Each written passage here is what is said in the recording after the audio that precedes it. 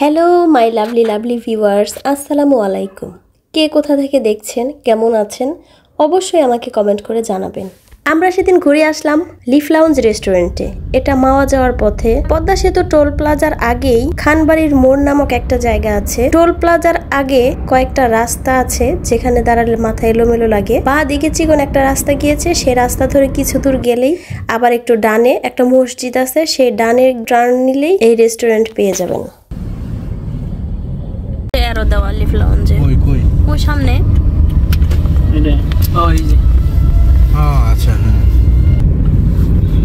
মাওয়া toll booth লেখা ওইখানে।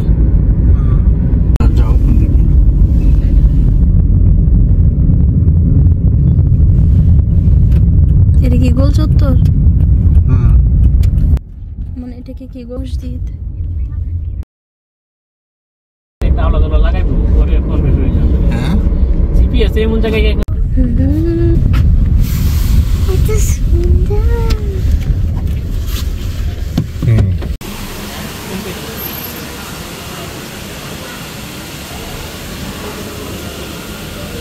চলো চলো ভিতরে যাই, ধরবে শুধু। হ্যাঁ, এই যে আমার একটা গোলাপি ফুল, এখানে আরো গোলাপি ফুল, আমার একটা ফুল। হ্যাঁ, আমিও তো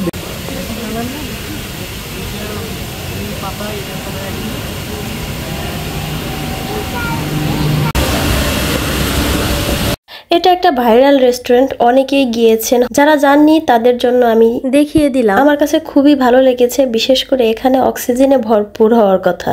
চারপাশ খোলা এবং পুরোটা রেস্টুরেন্ট সবুজ দিয়ে ঢাকা, প্রচুর গাছ আছে। ঝর্ণার শব্দ আর্টিফিশিয়াল হলেও ঝর্ণার শব্দটা আমার কাছে খুবই ভালো লাগে, পানির যে সাউন্ড হয়।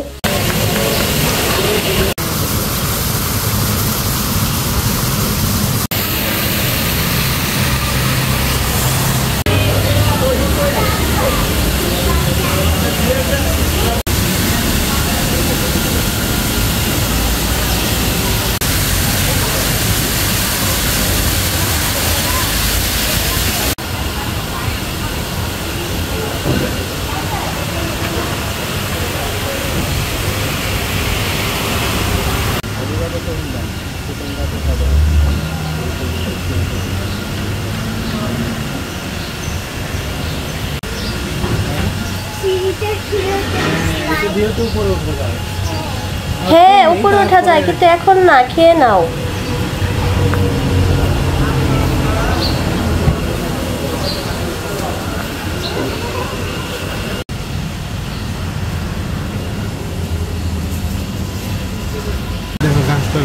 হ্যাঁ, দেখছি।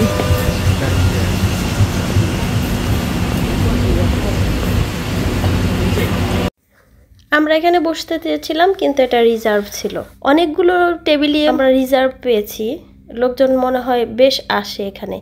এখানে একটা ওপেন কিচেন আছে, রান্নাগুলো দেখতে খুব ভালো লাগলো। আমার ওপেন কিচেন তো খুবই ভালো লাগে। ভেতরে ঢুকে বসতে চাইলাম, কিন্তু ওরা বলতেছে খোলা জায়গায় বসবে। খোলা জায়গায় বসার কিছুক্ষণ পর আর বসতে পারলাম না, বাহিরের প্রচন্ড শব্দ।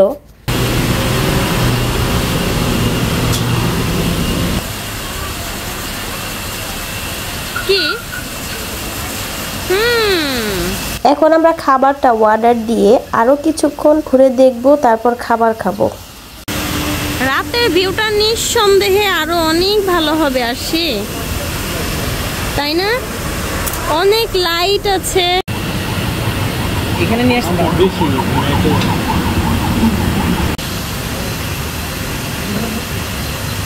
বললাম না তো, এরকম একটা জায়গায় নিয়ে আসলাম, আমাকে থ্যাংক ইউ দাও।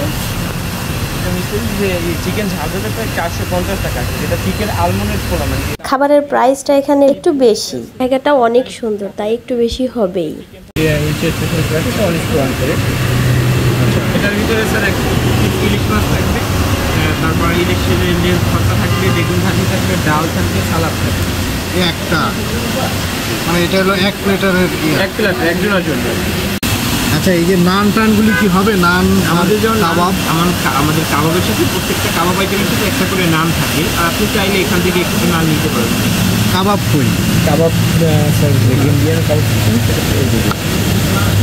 যেমন এদিক থেকে যদি টার্কিশ কাবাব চাচ্ছেন স্পাইসি না নন স্পাইসি? ডালটা অনলিমিটেড। ঠিক আছে, যান যান আসো যান। আমরা তো রাত পর্যন্ত ছিলাম না, রাতের লাইটিং এর পর আরো অনেক বেশি অ্যাট্রাকটিভ হয়। গাছগুলোও তো এত বড় করার পেছনে অনেক শ্রম দিছে না। আমরা কি আমি আমার চিন্তা হলো কি এই একটা গাছ হইতে তো 2 বছর লাগছে। হ্যাঁ সেটাই তো কথা। শুরু করছে নাকি বরফ করে উঠে যাচ্ছে এই না বসাইছে না, ওগুলা না হয় বসাইছে, এই যে গাছগুলো দেখো কত উপরে উঠে গেছে। গাধা নাকি? ওই দেখ পাতা, ওই যে নিচে পাতা, ওই যে নিচের পাতাগুলো ওই যে মরে নাই তো, এগুলো মরতেছে আস্তে আস্তে। ডিজাইন এরকম না, মরেই গেছে এগুলো, এই যে 2টা মরে গেছে। হ্যাঁ চলো চলো হ্যান্ড ওয়াশ করে আসি, তারপরে তো আমাদের খেতে হবে। এক পাশে গাড়ি রাখার জায়গা আর অন্য পাশে 2টা ছোট পুকুরের মতো আছে। পরিবেশটা দারুণ, কিন্তু কষ্ট করে এসেও কিন্তু ভালোই লাগছে। আর কষ্ট কেন বলছি, অবশ্যই জার্নিটা কষ্টের। এই যে কাঠ দিয়ে বানাইছে, আর দিয়ে লিফ লাউঞ্জ লেখাও আছে আবার।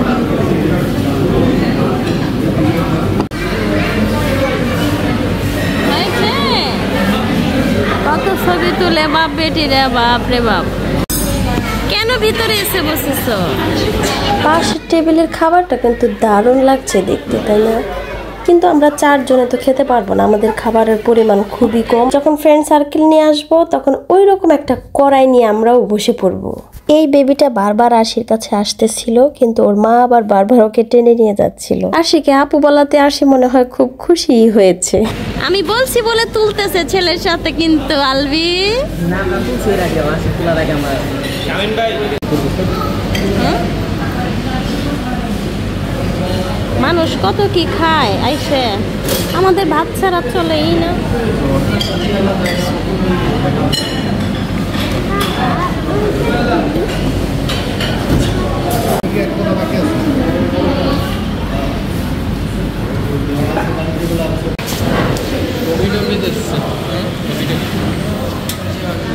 তাই তো, আরেকটা স্ট্র দিতে বলো। আর শিখাবে, আলবি খাবে একটা দিয়ে আমরা না, একটা স্ট্র দিতে বলো। হ্যাঁ নি লাস্ট টাইম খাবো আমি খাবো।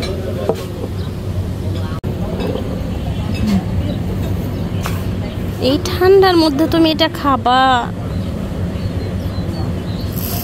তারপর সারা রাত খুকুর খুকুর খুকুর। ভর্তা ভাত, ডাল, রুটি, চিকেন, বিফ আর একটা মিল্কশেক নিয়ে আমাদের খাবারের বিল এসেছিল 2600 টাকা। চিংড়ি সহ যে রাইস প্লেটটা দেখিয়েছিলাম ওটার প্রাইস ছিল 2500 টাকা। এটা কি ভাইয়া? এটা কি? Coral coral.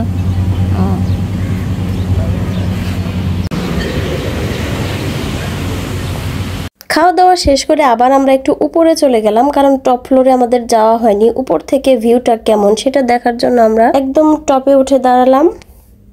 সেখান থেকে একটা সুন্দর ছোট্ট বাড়ি দেখতে পেলাম। বাড়িটা অনেকটাই আমাদের গ্রামের বাড়ির মতো।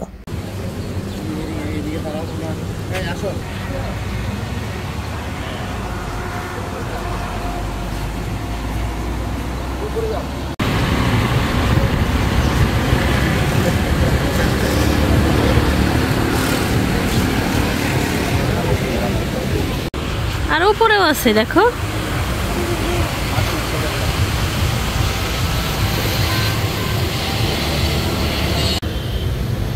ব্যস্ত বাবা মেয়ের ছবি তোলাতে। আলোর উল্টা পাশে তো অন্ধকার লাগতেছে আলবি, বিকেলের আলো ওইদিকে চলে গেছে। পরে চলে এসেছে অর্ষি। ও মাই গড, এখন আমরা 3 তলায়, তাই না?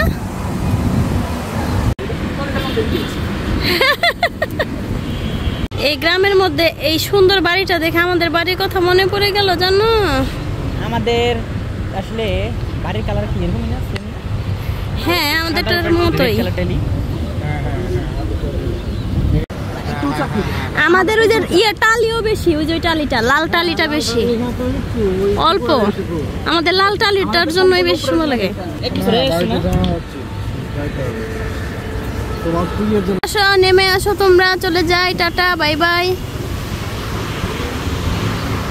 আলভি এমনিতে ছবি তুলবে না, তারপরে যদি ছবি তোলা শুরু করে তাইলে পোষের আর শেষ নাই। এই ছেলে নামো।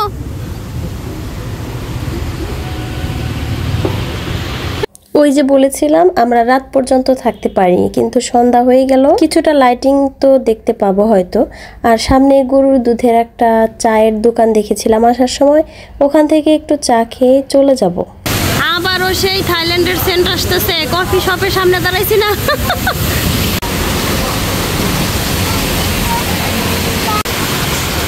ওরে ওরে সেলফি ম্যান।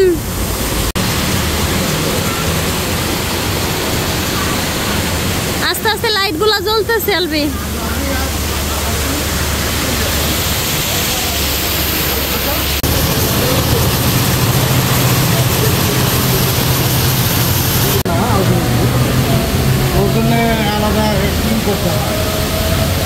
কি এটা?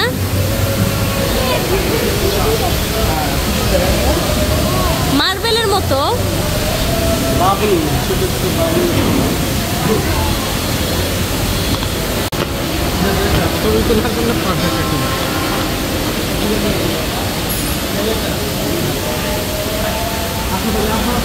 আমার কাছে এই গাছগুলা বেশি ভালো লাগছে। কি সুন্দর না ঝুলে আছে।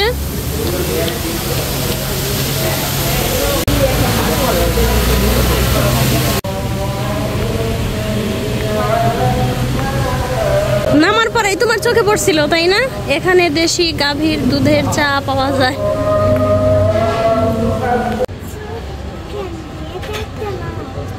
যত কিছু খাও না কেন এই ক্যান্ডি গুলা তার লাগবেই। এগুলো নিবা না? একটাও নিবা না? থেকে গ্যারেজ দেখাইছি, গ্যারেজ থেকে এখন উপরের পার্ট দেখাই। তা কি বলো তাহার?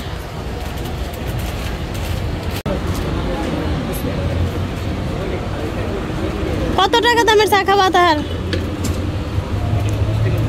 হ্যাঁ 20 টাকা। ও বলছে চোখ। পান আছে আসির বাবা, পান খাবা নাকি? আসো। কাদের সাথে? ও হ্যাঁ, টেস্ট করবা? টেস্ট করবা? না তুমি একটু টেস্ট করো, টেস্ট করো, মজাই হবে।